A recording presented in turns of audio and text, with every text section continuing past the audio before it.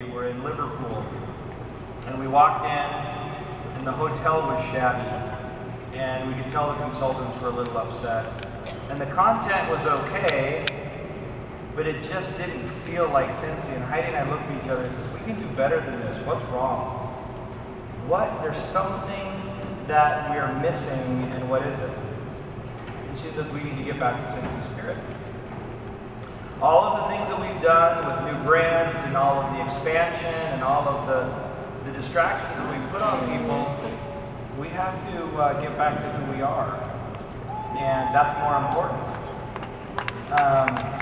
And so I'm kind of committing to that.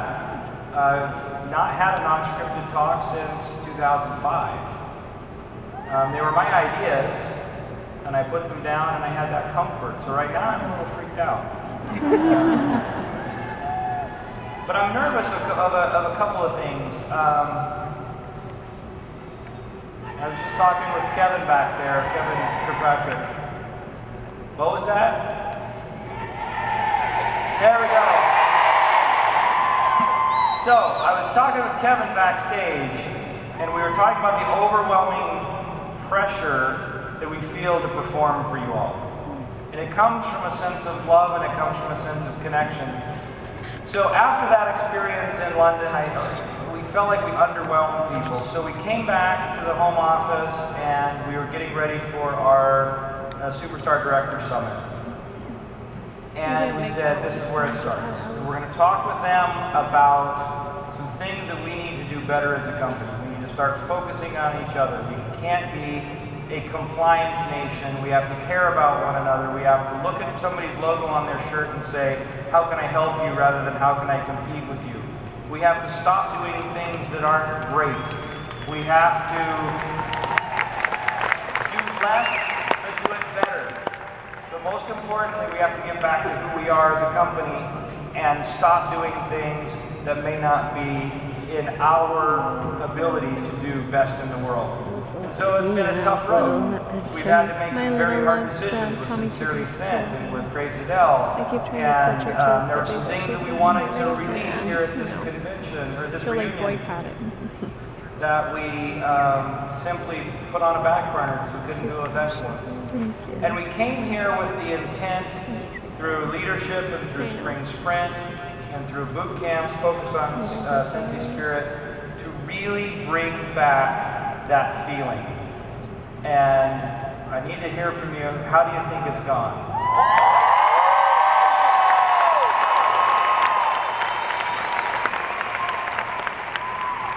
We focused on breakouts because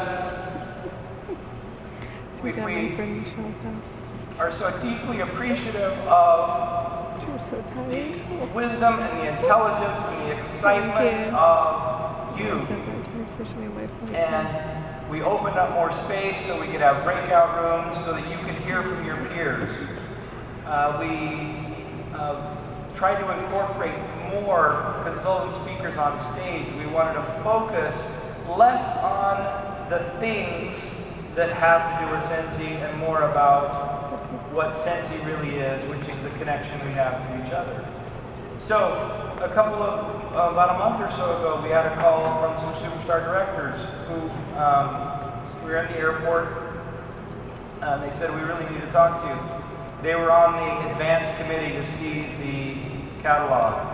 And they said, we'll be honest, I'm a bit underwhelmed. I'm nervous. It's our 10th year. I was expecting something really exciting and something big. And that made us nervous, and I started to get very anxious about what I could talk about here to make sense of what we had decided, which was really a focus of Cincy Spirit, so that we can show you that your success has more to do with the energy that surrounds your life than with the things that surround your life. That your happiness has more to do with who you spend your time with and how you spend that time with them than what products you have to sell or how many brands you have or whether you have people in this country or that. Those things can only help you on a foundation of good energy and connection. So I had all of these ideas swimming around in my head, and I've been a mess. If any of you have wondered what's been going on with me for the last few months, I've been extremely reflective, trying to piece together in my own head how we can best help you live a life of significance with opportunities without limits. How can we best help you create a legacy that means something not only to you in your life, but will mean something forever? So I was talking to some consultants. They came up to wish Heidi a happy birthday. And Becca Kern from North Carolina was a girl that we met. We met her when she was 14.